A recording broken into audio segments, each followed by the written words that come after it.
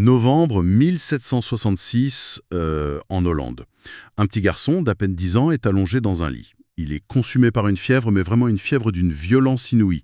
Il a carrément perdu la moitié de son poids. Ouais, il sombre complètement dans l'inconscience, c'est ça.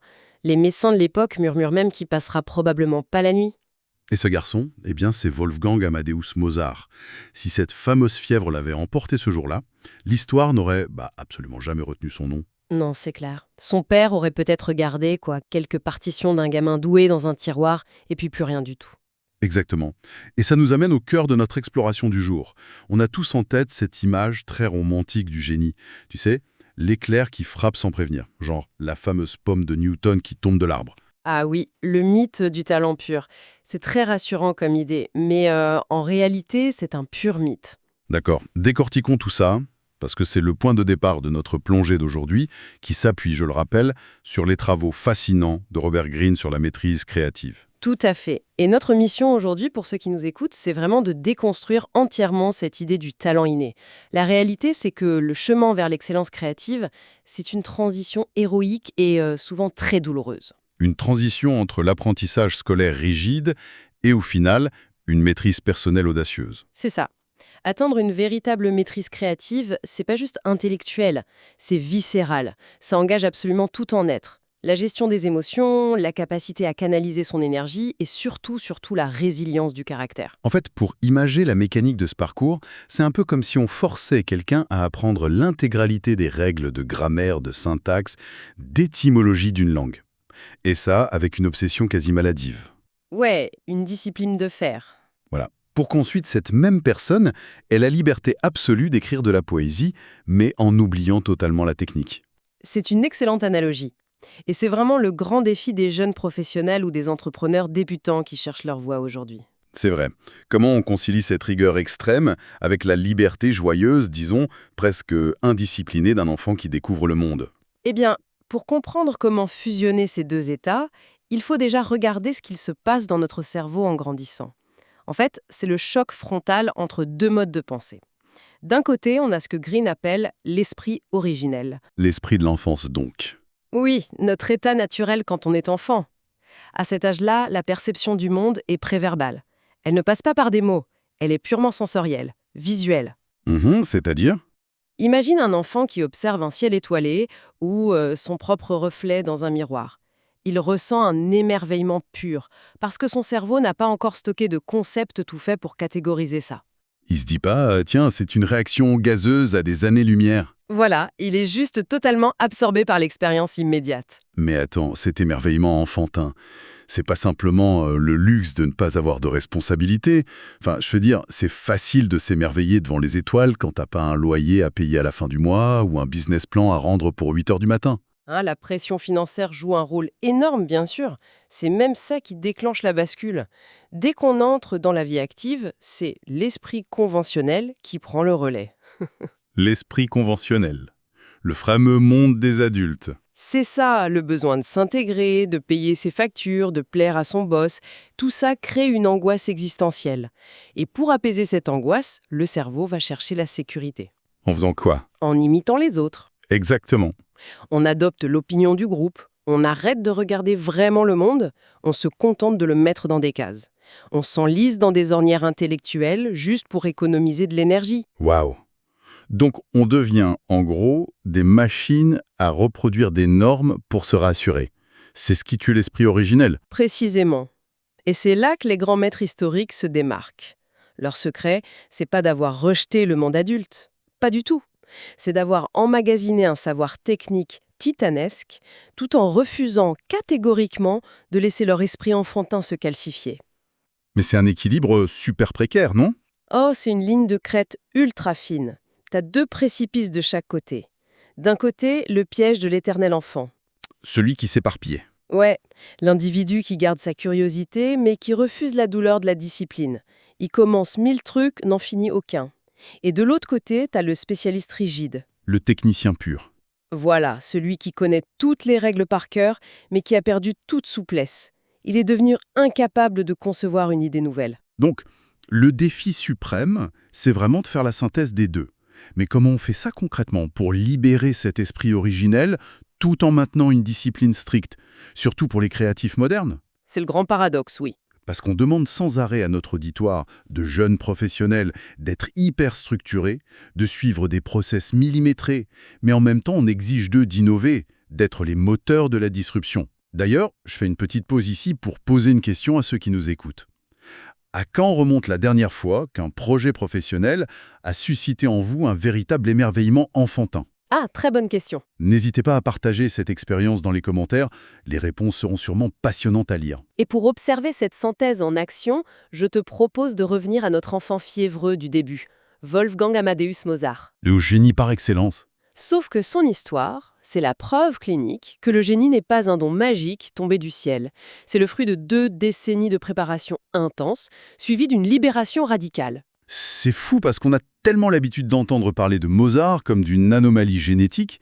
On se dit, ah bah, il est juste né comme ça, c'est inexplicable. Les sources montrent une réalité beaucoup plus sombre. Et laborieuse. Léopold, son père, l'immerge dans la musique dès l'âge de 3 ans, du matin au soir. 3 ans. C'est fou. Il ne devine pas la musique, il baigne dedans comme dans une langue maternelle. Il développe une mémoire colossale, mais c'est son seul moyen d'interagir avec le monde. Émotionnellement, c'est un enfant d'une extrême fragilité. Il était très anxieux, c'est ça? Une anxiété dévorante, oui. Et la seule chose qui calmait physiologiquement ses angoisses, c'était de s'asseoir au clavier. La technique musicale est devenue son mécanisme de survie. Et son père a exploité ça à fond. Complètement. Il en a fait une bête de foire. Des tournées épuisantes dans toute l'Europe. Il devait jouer les yeux bandés devant Louis XV, déchiffrer des partitions avec un tissu sur les mains. C'est de la maltraitance à ce stade. Et ensuite vient cette fièvre de 1766 aux Pays-Bas. Oui, et cette maladie le laisse avec une certitude morbide. Il est persuadé qu'il va mourir très jeune. Et c'est cette urgence de vivre qui va catalyser sa crise créative. Quelques années plus tard, on le retrouve coincé à la cour de Salzbourg. L'étouffement absolu. Et c'est là que ça devient vraiment intéressant. Parce qu'on peut comparer la situation de Mozart à Salzbourg à celle de plein de gens aujourd'hui. Tout à fait. L'archevêque de Salzbourg, son employeur, c'est l'incarnation même du manager toxique et étroit d'esprit. Mozart devait pondre de petites mélodies de cour, polies, inoffensives. Destiné à ne déranger personne. Voilà. Et pour un jeune entrepreneur aujourd'hui, coincé dans un job sécuritaire mais vide de sens, où on lui demande des rapports lisses sans envergure, le sentiment est le même. On te demande de formater ton cerveau pour rentrer dans une case. C'est la dissonance cognitive pure. Le niveau technique de Mozart exigeait de la complexité, mais son environnement exigeait de la médiocrité. Résultat ? Il a presque cessé de composer. Il était en pleine dépression. Et comment il s'en sort ? C'est pas une illumination mystique ? Non, c'est un acte de courage brutal. Il provoque une rupture douloureuse avec son père, il abandonne son salaire, la sécurité de la cour, et il fuit à Vienne, sans aucun filet de sécurité. Un saut dans le vide, saut monumental. Mais l'impact est immédiat. En quittant cet environnement toxique, les 20 années de discipline accumulées explosent enfin. Libéré des règles de l'archevêque, son esprit originel reprend les commandes, mais cette fois avec un arsenal technique absolu. C'est là qu'il commence à composer des chefs-d'œuvre. Il ne pense même plus en notes individuelles, il pense en blocs de portée entière. Dans Don Giovanni, par exemple, il transgresse volontairement les règles qu'il maîtrise à la perfection pour y injecter des dissonances terrifiantes pour exprimer la colère, l'angoisse. Il s'affranchit des règles. Et cette audace de tout risquer pour s'émanciper, c'est vraiment le cœur de l'excellence. D'ailleurs, petite parenthèse, si cette quête de sens vous inspire et si l'analyse résonne avec votre propre parcours, pensez à vous abonner et à partager cette exploration. Ça nous aide énormément à faire grandir notre communauté d'esprits curieux. C'est vrai, le partage est essentiel. Mais du coup, revenons à Vienne. Quitter un emploi sûr pour l'inconnu, c'est terrifiant. Comment on fait pour empêcher la panique de nous paralyser quand on fait ce grand saut ? Alors là, on touche à la compétence la plus rare, la tolérance à l'incertitude. Le poète John Keats, en 1817, a trouvé un terme génial pour ça, la capacité négative. La capacité négative ? Oui, c'est l'art de mettre son ego entre parenthèses, de supporter le mystère et le doute, sans céder à l'anxiété qui nous pousse à formuler un jugement hâtif. Donc accepter de ne pas savoir temporairement ? Exactement. C'est la grande humilité du scientifique Michael Faraday face au savoir. Il acceptait l'idée que toutes nos théories, même les siennes, finiraient par être réfutées un jour. C'est fort. Mais c'est marrant parce que, face à l'incertitude, différents maîtres ont des stratégies complètement opposées. Prenons l'inventeur Thomas Edison et le biologiste Louis Pasteur. Ils ne géraient pas du tout le risque de la même façon. Non, pas du tout. Edison, lui, canalisait sa peur par la surintensité. Face à l'inconnu, il choisissait un défi monumental, presque risqué exprès. Remplacer tout le système au gaz par l'arc électrique, ça paraissait complètement fou à l'époque, hein. Une vraie rébellion. Oui, il fallait que le défi fasse appel à son côté anticonformiste pour transformer son angoisse en énergie pure. Et Pasteur, c'était l'inverse. C'était par le relâchement. Pasteur relâchait consciemment son esprit pour élargir sa conscience. T'as cette anecdote fascinante avec le choléra des poules. Il remarque qu'un groupe de poules survit après avoir reçu une injection d'une vieille culture bactérienne, oubliée-la par hasard. Mais attends, d'un point de vue scientifique strict, laisser traîner des cultures jusqu'à ce qu'elles soient périmées, c'est juste une négligence énorme, non? Aujourd'hui, un assistant de labo saurait faire virer pour ça. Ah bah totalement. Mais c'est là qu'intervient la capacité négative. Un chef de labo conventionnel aurait hurlé au scandale, jeté les fioles pour effacer l'erreur. Mais le cerveau de Pasteur, grâce à ce relâchement, ne voit pas une erreur procédurale. Il voit une anomalie, une donnée brute. Il met son ego de côté. Il met l'ego de côté, il supporte de ne pas comprendre tout de suite. Et c'est en observant cette erreur qu'il transforme ça en la découverte majeure de l'immunisation. C'est ça qui veut dire par la chance ne sourit qu'aux esprits bien préparés. D'accord. Mais qu'est-ce que ça veut dire concrètement pour nous? On ne manipule pas du choléra tous les matins. Pour un jeune entrepreneur, comment on entraîne cette capacité négative dans un projet actuel? Je sais que les sources proposent 3 exercices pour ça. Oui, et ils sont très concrets. Le premier exercice, c'est de manipuler son temps de réaction. Face à une situation complexe dans un projet, le réflexe du cerveau, c'est de trouver une solution tout de suite, à la seconde, pour faire baisser l'angoisse. Logique. Le défi, c'est d'observer le problème sous tous les angles et de s'interdire absolument de formuler la moindre solution pendant 24 heures. Waouh! Une forme d'abstinence de la résolution. Ça doit être hyper frustrant, mais je comprends. On empêche le cerveau de prendre la voie de la facilité. Et le deuxième exercice? C'est l'assimilation des contradictions. Dans chaque industrie, tu as des camps rivaux, des chapelles.